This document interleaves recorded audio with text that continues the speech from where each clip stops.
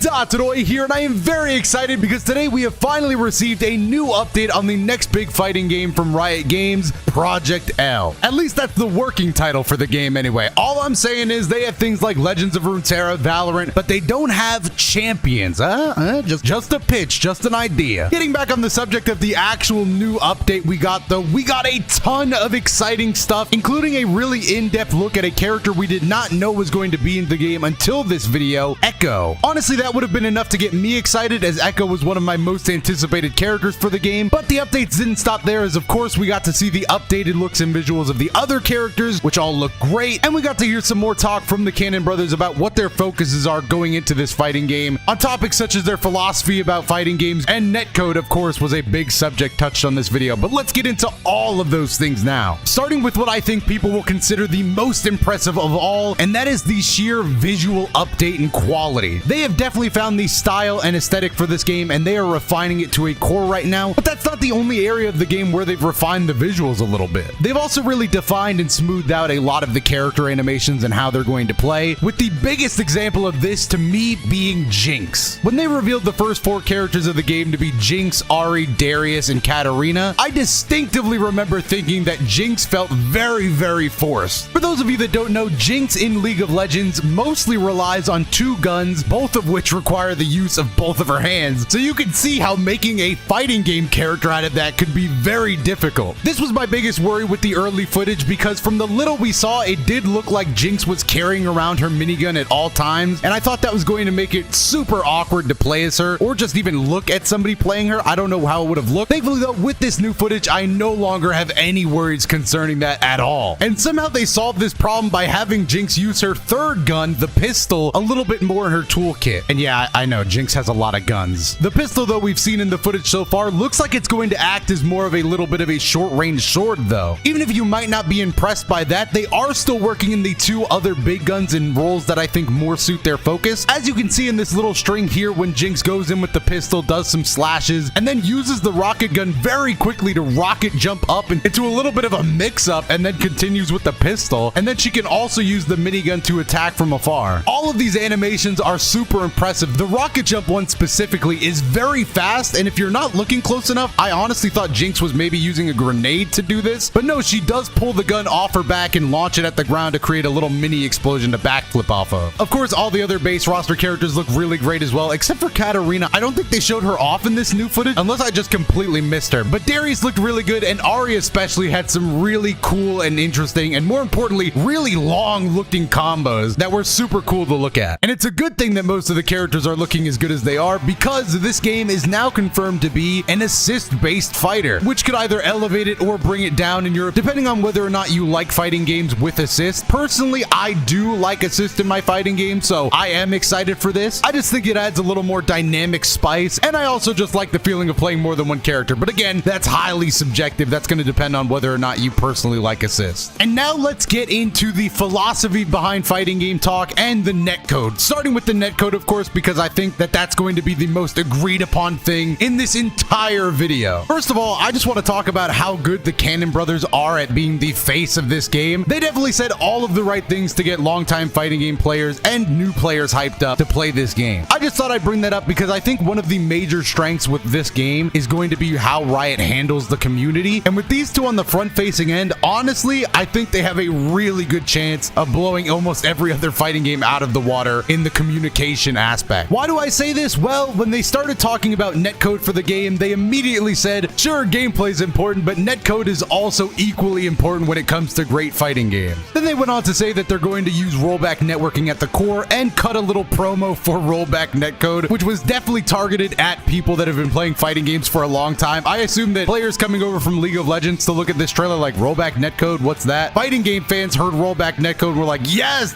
it was basically a character announcement for us. What got me more hyped though is that they're going to use Riot technology with servers to better connect you with your opponent, which honestly has me thinking that this might be one of the smoothest online experiences for fighting games, at least in the US. I know Riot has servers all over the place. So obviously, good online, that's really exciting. Everybody hates lag. But honestly, the best thing that I heard from this little networking session is something that is so easy for fighting game developers to mention and do, but somehow none of them ever do. And it's just them confirming that when someone disconnects, their system will detect who disconnected and give the other player the win. I don't know why more fighting games don't do this. It's such a simple system, but I was really glad to hear them talk about this. It's never really rage quitting that I think bothers anybody. It's when people can rage quit and rob you of either a victory or just get away from the consequences of losing whatever match they were going to lose anyway. But with that, we are at the end of everything online based they talk about, and now we're going to get into more of their philosophy behind making the game. And of course, if you've played fighting games for long enough, then you already know that this is going to be about whether or not this game is going to have motion inputs. A lot of modern fighting games nowadays are reeling back the motion inputs, and Project L is not going to be an exception to that. A big fighting game I play here on this channel, Dragon Ball FighterZ, reeled back inputs in a way that really the only inputs in the game are either quarter circle inputs, which are pretty much the most basic and easy to do inputs, or down-down inputs, which are also relatively easy to do. The point being that modern fighting games clearly see inputs as a barrier to entry to getting newer players into the genre, and honestly, when this first started happening, I thought it was a little bit overkill, but after playing Dragon Ball FighterZ for so long, I've come to the conclusion that inputs no longer really matter to me as a fighting game player. To give a little story about how I came to this conclusion, honestly, it happened when Guilty Gear Strive came out, and I was playing with Dion, aka Syriax. He's been on the channel a ton. We go back and forth in FighterZ all the time, and I would say our matches are a ton of fun. Then we switched over to Guilty Gear, and in our first match, he said, "Man, I don't know how to do Souls DP." And I just sat there like, oh man, he's never done a DP input before.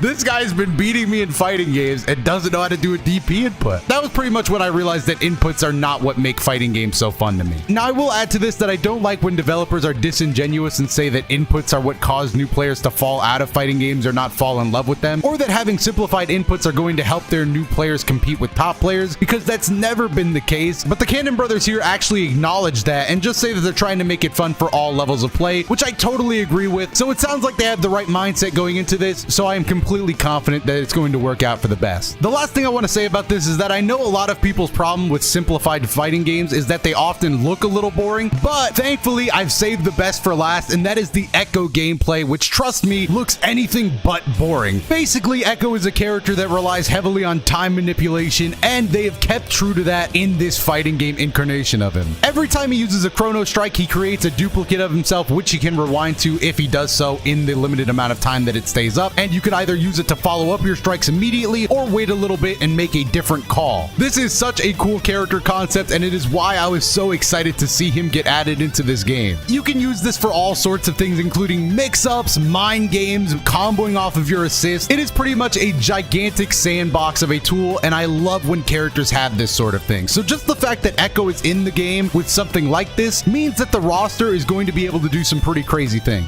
They also gave Echo his time grenade, which it looks like he can hit with his bat to launch at his opponents, and if it hits the opponent at the right period of time when it activates, it slows the opponent down, opening them up to even more possibilities. Again, this is just another gigantic sandbox of a tool that can be used in all sorts of ways, so it really goes to show just how much freedom you're going to have when you're playing a character like Echo. That was pretty much all we got to see with Echo, but even just that is more than enough to make up an entire character, in my opinion. And like I said, if one character in the game has open tools like this, that most likely means that the other characters in the game are going to have wild things like this as well. Overall, I would say after this, I am much more excited for Project L than I have ever been, and I am looking forward to seeing more of my favorite lead characters added to the game. Obviously, with the success of Arcane, I expect that Vi and Jace will probably make appearances in the base roster, and this might be a conspiracy theory that only I subscribe to, but I am relatively sure that they only added Set to League of Legends so that they had a fighting game character they could add in Project L later on down the line. Down below in the comments, though, let me know if you're excited for the game and what kind of characters you want to see get added in from League of Legends, if of course you play League of Legends. While you're down there, make sure to leave a like if you're excited for Project L, and make sure to subscribe to stick around because we are going to be covering it on this channel, of course, in great detail and playing a ton of it whenever it comes out and whenever we can. But other than that, you can also check out some videos on your screen right now. I have been Dr. Doya, and I will see you in the next one.